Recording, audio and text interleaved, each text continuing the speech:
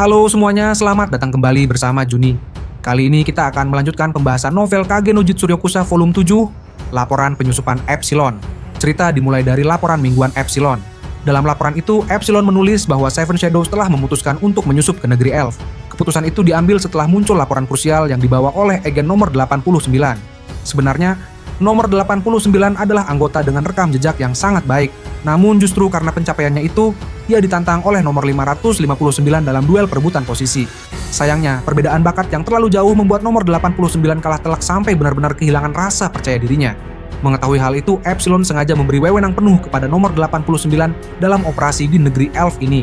Ia berharap misi tersebut bisa menjadi ajang pembuktian, sekaligus mengembalikan semangatnya. Dan kepercayaan Epsilon ternyata terbayar lunas. Nomor 89 berhasil mendeteksi sebuah rahasia besar tentang kematian Raja Anorion, sekaligus campur tangan kultus Diabolos dalam ajang pertempuran takhta. Fakta penting itulah yang kemudian menjadi pemicu utama operasi penyusupan mereka. Untuk menjalankan rencana itu, Epsilon dan timnya menyamar sebagai perwakilan dari perusahaan Mitsugoshi yang bertugas mendukung Toki Seiryu Sakura. Penyamaran ini sama sekali tidak boleh memiliki celah. Mengingat kultus Diabolos sudah mengincar perusahaan Mitsugoshi, mereka harus memastikan hubungan antara perusahaan itu dengan Shadow Garden tidak terbongkar. Demi keamanan, menyamar sebagai laki-laki menjadi pilihan yang paling masuk akal. Namun di dalam hatinya, Epsilon merasa sangat kesal karena ia harus menyamar sebagai seorang pemuda kurus dengan dada yang benar-benar rata. Beberapa waktu kemudian, di dalam kereta kuda yang melaju menuju ibu kota, Epsilon tanpa sengaja bertemu dengan seorang pria bernama Nazono Senen. Pria itu adalah ksatria yang melayani Hinoizumi no Lalanoa. Kesan pertama Epsilon terhadapnya ternyata sangat biasa. Ia hanya melihat seorang pemuda berwajah lembut yang tampak lemah, seperti orang yang bisa ditemukan di mana saja. Karena itu, Epsilon pun sempat heran bagaimana orang seperti itu bisa menjadi seorang ksatria. Saat pertempuran takhta akhirnya dimulai, Epsilon dan timnya langsung bergerak memburu para peserta sejak awal. Namun di tengah kekacauan itu, Epsilon bersama Beta justru berhadapan dengan pasangan Nazono Senen dan Lalanoa. Pertarungan pun pecah dan hasilnya benar-benar di luar dugaan. Epsilon dan Beta kalah telak. Setelah pertarungan usai, rasa frustrasi langsung memenuhi pikiran Epsilon. Musuhnya itu jauh melampauinya dalam kemampuan analisis, teknik, bahkan kendali sihir. Dan bagian terakhir itulah yang paling menghancurkan harga dirinya. Bagaimana mungkin ia, Epsilon si teliti, yang kendali sihirnya diakui langsung oleh Shadow, justru dipermalukan dalam bidang keahliannya sendiri? Padahal dalam misi kali ini, Epsilon seharusnya menjadi kartu truf. Di ajang pertempuran takhta yang membatasi energi sihir, efisiensi kendali sihir adalah kunci utama. Dan selama ini Epsilon selalu yakin kemampuannya setara bahkan dengan Alpha. Namun kenyataannya, ia justru kalah dari seorang pendekar pedang antah berantah. Ia bahkan hanya bisa selamat karena bantuan Beta dan keberuntungan yang tidak terduga, yaitu penyakit atau luka lama. Senen tiba-tiba kambuh di tengah pertarungan. Jika itu tidak terjadi, serangan fatal pria itu pasti sudah merenggut nyawanya sekaligus mencoreng nama besar Shadow. Setelah kekalahan memalukan itu, tekad Epsilon justru semakin kuat. Ia bersumpah tidak akan lengah sedikit pun dan akan mengalahkan Nazono Senen. Namun tekad yang membara itu mendadak runtuh ketika ia melihat pergerakan gila Nazono Senen di gelombang serangan berikutnya. Di tengah medan pertempuran, Senen dihujani serangan sihir yang sangat masif dan padat dari berbagai arah, cukup untuk membunuhnya. Tetapi tiba-tiba, pemandangan yang benar-benar tidak masuk akal terjadi. Senen mampu menangkis seluruh hujan serangan itu dengan tenang, tanpa satupun yang mengenainya. Epsilon langsung terdiam. Teknik setingkat dewa seperti itu mungkin saja terjadi jika seseorang memiliki energi sihir tanpa batas. Namun di arena pertempuran takhta yang mengunci kekuatan sihir, hal seperti itu seharusnya mustahil, bahkan bagi dirinya sendiri. Saat itu, Epsilon sadar bahwa teknik seperti itu tidak mungkin dilakukan oleh siapapun di dunia ini, bahkan oleh Alpha. Kecuali satu orang, satu-satunya sosok yang mungkin sanggup melakukan kendali sihir segila itu hanyalah Shadow. Begitu menyadari kemana arah pikirannya pergi, Epsilon langsung merasa muak pada dirinya sendiri. Ia merasa sangat berdosa dan mengutuk kelancangannya karena berani membandingkan musuh tak dikenal itu dengan Shadow. Dari sana, ia kembali memompa semangatnya dan bersumpah bahwa tangannya sendirilah yang akan menghabisi Nazono Senen demi menjaga kehormatan Shadow. Oke, sekarang mari kita bahas siapa itu nomor 559. Sebagian dari kalian mungkin sudah sangat tahu bahwa nomor 559 adalah Victoria. Victoria merupakan wanita yang sangat kuat, tegas, kejam, tidak pandang bulu, dan juga sangat membenci pengkhianatan.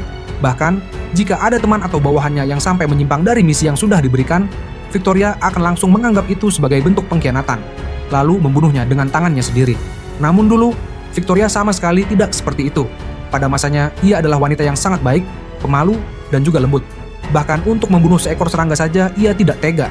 Jadi sebelum bergabung ke dalam Shadow Garden di bawah Alpha dan Zeta, Victoria dulunya adalah seorang Saint yang juga menjadi anggota Templar di bawah naungan gereja dan sekte Diabolos. Bahkan, Victoria sendiri adalah pemimpin dari anggota Templar itu. Sebagai pemimpin Templar, Victoria memiliki satu tujuan, yaitu membunuh dan mencegah iblis. Diabolos bangkit dengan cara menyingkirkan orang-orang yang mengalami kerasukan. Karena saat itu Victoria menganggap mereka sebagai iblis. Pada masa itu, ia dikenal sebagai pemimpin yang sangat baik dan sangat peduli pada semua bawahannya. Ia juga terkenal sangat kuat, sampai salah satu petinggi sekte, yaitu Fenrir, mengakui kemampuannya. Jadi sebelum bergabung dengan Shadow Garden, Victoria memang sudah menjadi ksatria suci yang cukup kuat dan telah menerima banyak pelatihan dari sekte Diabolos. Meski begitu, saat itu ia masih memiliki pemahaman yang salah tentang dunia, dan menganggap Shadow Garden sebagai organisasi sesat yang harus dimusnahkan. Kemunculan pertama Victoria terjadi di Kota Suci, saat ia bertemu dengan Zeta yang sedang menyusup. Lalu pada pertemuan berikutnya, Victoria melawan Seven Shades, dan di sana Alpha kalah serta mengakui bahwa Victoria memang lebih kuat dari mereka saat itu. Dari situlah Seven Shades mulai kembali berlatih dan menggunakan senjata yang paling cocok untuk masing-masing anggota. Tentu saja Sid yang melatih mereka secara langsung, sampai akhirnya Seven Shades mampu mengalahkan para Templar. Bagian cerita ini kemungkinan akan muncul di akhir manga The Eminence in Shadow, Master of Garden Seven Shadows Chronicles. Kalau di game, ini ada di chapter 15. Oke, kita kembali lagi ke cerita. Sampai akhirnya, suatu hari Victoria yang merupakan pemimpin ksatria Templar justru mengalami gejala kerasukan iblis. Padahal, salah satu tugas Templar sendiri adalah mencari dan menyingkirkan mereka yang mengalami gejala kerasukan dengan dalih menyucikan mereka dari kutukan para iblis. Karena mengalami gejala itu, Victoria akhirnya dikhianati oleh semua orang yang selama ini sangat ia percayai, termasuk semua bawahannya yang sebelumnya selalu ia perlakukan dengan sangat baik. Tentu saja, ia juga menerima perlakuan yang sangat buruk, dan hal itu sempat membuatnya jatuh ke dalam keputusasaan. Di momen itulah Shadow datang menemukan Victoria, lalu menyembuhkan kerasukan iblis yang dialaminya. Jadi Victoria adalah salah satu anggota yang menerima kekuatan langsung dari Shadow, dan juga disembuhkan langsung olehnya. Setelah Shadow menyembuhkan kerasukannya, Victoria dibawa ke markas untuk memulihkan kondisinya, sekaligus diberi pemahaman yang benar tentang dunia. Walaupun sejak awal ia selalu menerima pemahaman yang salah dan terus hidup di bawah doktrin gereja serta sekte Diabolos, ternyata Victoria mampu menerima kebenaran yang diberikan oleh Shadow Garden. Bahkan, ia bisa beradaptasi dengan sangat cepat dengan lingkungan barunya. Setelah mengetahui semua kenyataan itu, Victoria yang dulunya lugu, lembut, dan bahkan tidak tega membunuh seekor serangga pun berubah menjadi wanita yang sangat tegas, dan dalam beberapa hal bahkan bisa sangat kejam. Penampilannya pun menjadi sangat berbeda, dibandingkan saat ia masih menjadi ksatria Templar. Nah, setelah bergabung ke dalam Shadow Garden dan hanya menjadi anggota biasa dengan nomor sebagai nama panggilan, yaitu nomor 559, Victoria selalu berusaha keras untuk naik ke posisi yang lebih tinggi. Ia terus menjalankan misi apapun dengan sangat baik. Bahkan, tidak jarang Victoria menantang anggota yang lebih kuat atau yang posisinya berada di atasnya demi bisa naik peringkat. Hal seperti itu memang diperbolehkan di dalam Shadow Garden, tentu saja lewat pertarungan yang adil. Meski begitu, Victoria tetap mempertahankan nama nomor 559, walaupun sebenarnya ia sudah masuk 10 besar dan menjadi bawahan langsung Seven Shadows. Hanya saja, sepertinya ia masih belum benar-benar dianggap sebagai salah satu Numbers, dan juga belum pernah menantang salah satu dari mereka.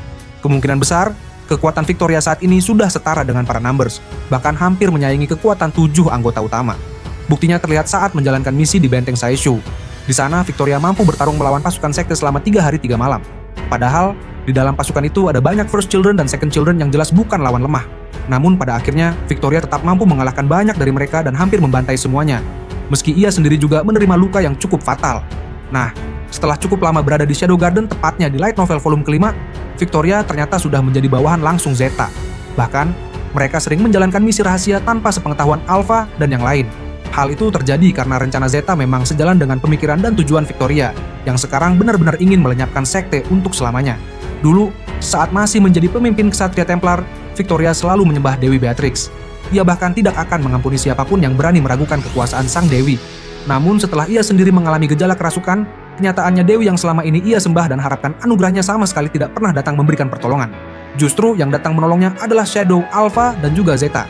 Dari situlah Victoria menyadari bahwa Dewi Beatrix hanyalah dewi palsu yang sengaja diciptakan gereja untuk memanipulasi para pengikutnya.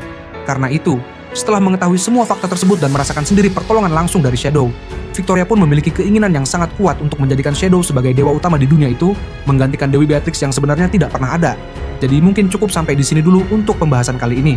Kalau kalian suka, jangan lupa like videonya supaya channel ini bisa terus berkembang. Sampai jumpa di pembahasan volume berikutnya, karena cerita untuk volume 7 sudah selesai sampai di sini.